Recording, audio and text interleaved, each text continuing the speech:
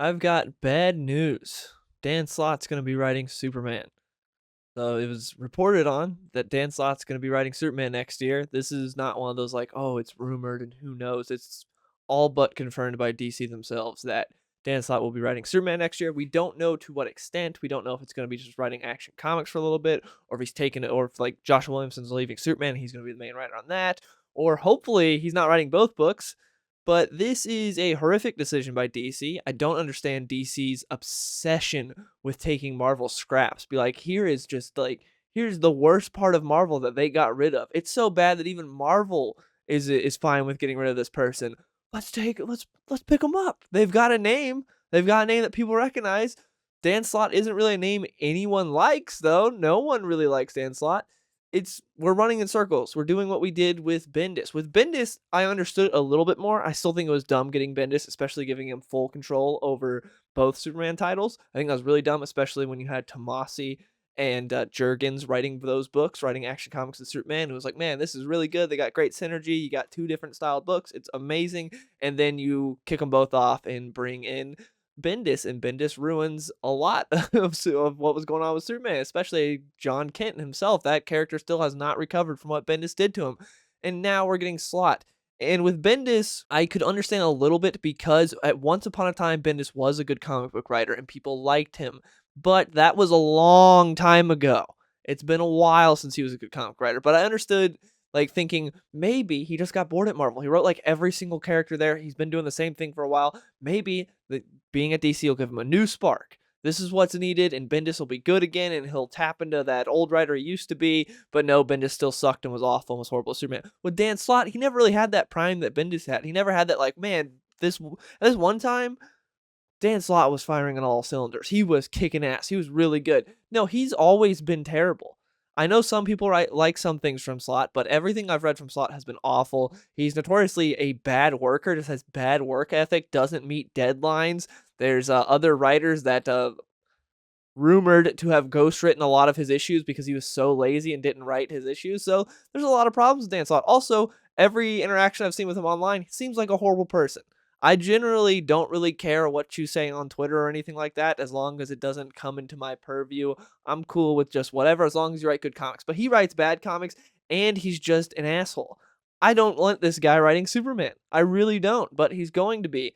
Now, the one saving grace of this, it might be part of DC's All-Star Initiative, which is a really stupid initiative. But they did this with Action Comics, where they're like, we're going to rotate writers on Action Comics fairly consistently. We will have big names that people know, and they'll come in, they'll write like an arc or two, and then they'll be on their merry way. Jason Aaron came in, wrote like 2 issues. It was actually pretty good, surprisingly, because Jason Aaron's very much a hit or miss writer for me, but at DC, he's been mostly hit. I've enjoyed Batman Offworld, and his little Superman arc, which was like 2 issues, was good. Then he left. Then Gail Simone came in. First issue wasn't too strong, but then the rest of it was pretty good. I think she did like a 3-issue arc. I enjoyed it. Wasn't anything great. Eddie Barrows was on art for her. I love Eddie Barrows. Seeing him draw Superman was really cool. But it was good. But still, also Jason Aaron and Gail Simone, I wouldn't really call them big superstars anymore. I don't think a whole lot of people really get excited for like, oh man, Jason Aaron's on a new comic. That's going to be awesome. Or Gail Simone's like maybe like 10 years ago you would have, but now it's kind of like, oh, okay. So I don't really think, in my opinion, I don't think superstars when I think of those two people. Both of them did good. Nothing groundbreaking, nothing amazing, nothing I'd be like, if someone's like, hey, what Superman comic should I read? I wouldn't be like, hey, there's this 2-issue arc from Jason Aaron, or there's this little 3-issue arc from Gail Simone. You gotta check out. No, but it's fine. I didn't regret spending money on that. Then Mark Waid came in. I dropped the book when Mark Waid came in because I'm not the biggest Mark Waid fan. I never have been. Even the stuff that people really love of his, I think is overrated. I just haven't really been a big Mark Waid fan, and the artist along with him isn't my cup of tea. So I was like, I don't really need to be buying Action Comics right now. So I skipped out because I'm not a big Mark Waid fan. I'll probably check it out and see if it's any good. But also it switched to bi-weekly, and it's like I don't know if I want to be paying for a bi-weekly look that I don't even know if I'll enjoy. So I'm like, at some point I will check it out and see if I like it. Because I know people loved what he was doing with World's Finest, and I remember I checked out the first issue and I was like, this is fine, but nothing I really love. I think it's kind of being carried by Dan Mora.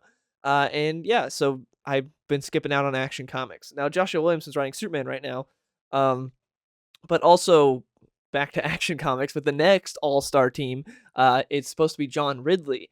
John Ridley is another not all-star writer, really. Like Mark Waid, out of all these names, the only one I feel like you could kind of stay as an all-star is Mark Waid because a lot of people really love what he's doing with World's Finest or what he did with World's Finest. So I guess you could kind of call Mark Waid a superstar maybe, and he's got like a pedigree of like he's done a lot of stuff that people really like. So as far as this like all-star initiative, I feel like Mark Waid kind of fits the bill, but none of the other writers currently that they got really fit the bill, in my opinion, for Action Comics. So it's weird to be like, here's an all-star initiative. Jason Aaron, Gail Simone, and Mark Waid. And it's like, okay. Once again, like 10 years ago, yeah, but now, I don't know. And then next is John Ridley, who I really don't think fits the bill. He's that guy that was a screenwriter. He wrote 12 Years a Slave, and then he came in and did Black Batman and a couple other things. It's like future state stuff and not much more, and didn't really make a splash. And I read like one issue of the Batman series that he did, and it was fine. It wasn't the worst thing I've ever read, but it wasn't good either. It's like I would not spend money on it again. And so him writing Superman doesn't get me excited. I'm not excited to see what he does. He's definitely not an all-star, but this is one of those things where comics has this problem where it's like, we got a writer from outside of comics. They wrote movies.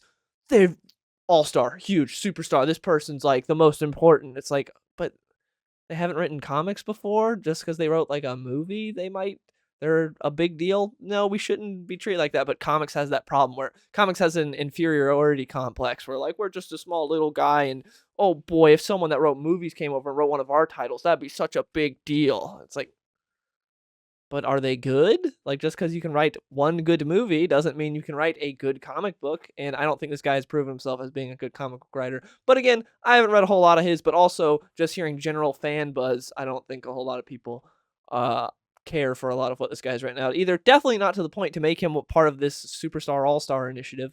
And then after, again, the rumor is John Ridley will be writing after Mark Waid, and then after John Ridley is when Dan Slott's supposed to come in. Rumored, because we don't know if he's maybe just taking over Superman. Because Dan Slott, it seems, is 99.9% confirmed to be writing a Superman title. We just don't know which one or when he's going to come in, but it'll be next year, 2025. So, this seems like a mistake. I don't like what they're doing with Superman right now. It's really frustrating because we had those years of Bendis. It sucked so bad. It was horrible. Bendis didn't know what he was doing. He can't write good comics anymore. It was awful. And then Philip Kennedy Johnson came in and wrote both titles for a little bit. He wrote Action Comics and Superman for a little bit. Gave us the Warworld saga. It was amazing. Really did a good job at fixing the Super Fam.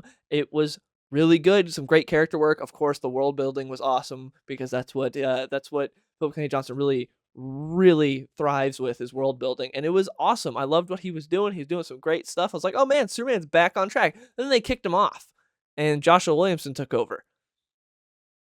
And Joshua Williamson has been mediocre on Superman. I'm generally a fan of Joshua Williamson, but lately, by lately I mean like the past like 4 years, not the biggest fan. I like what he's doing with G.I. Joe right now. I think his G.I. Joe stuff is actually really good. The first issue of G.I. Joe was great. And I really like the Cobra Commander and Duke miniseries that he wrote. Those were really good. But his DC stuff has not been great. What he did with Green Arrow was very up and down. Some of it was good. For the most part, was not very good. He kind of did one story arc, ended, and then repeated the same story arc again. And it was just, the books felt bloated, not very good. But I'm thankful that he got the book going, because now Green Arrow is an ongoing, and we've got a new writer on there that I'm excited about. But yeah, a lot of his DC stuff and what he did with his events, he was not good on events. And now writing Superman, he's been writing Superman for a while now. It's been, it started out strong, and lately it's been, right now Lois has powers, and it's just a whole lot of who cares. So I'm still sticking on with Superman. I'm still reading Joshua Williamson Superman, hoping it's better, because I know that Joshua Williamson can be a good writer.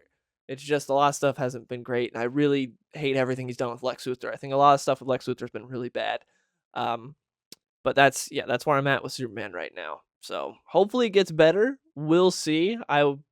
It sucks because we had it great. We had it great for a little bit there, and then DC tanked. DC cannot maintain. DC, every time they have something that people like, where they just have to nosedive. It's annoying. I hate seeing this, but hopefully things can get fixed eventually, you know? Who knows? Anyways, that's my thoughts on this whole situation. I just wanted to talk about that with you all. Please let me know in the comments below. Are you excited for Dan Slott? What do you guys think? I really want to hear from you in the comments below. Thank you so much for watching this video, and I will see y'all later. Hey, skinny boy, saucy boy, I be running to the bank. Yeah, you know I hit the gas in the whip full tank. Riding past the ocean while I'm listening to Frank.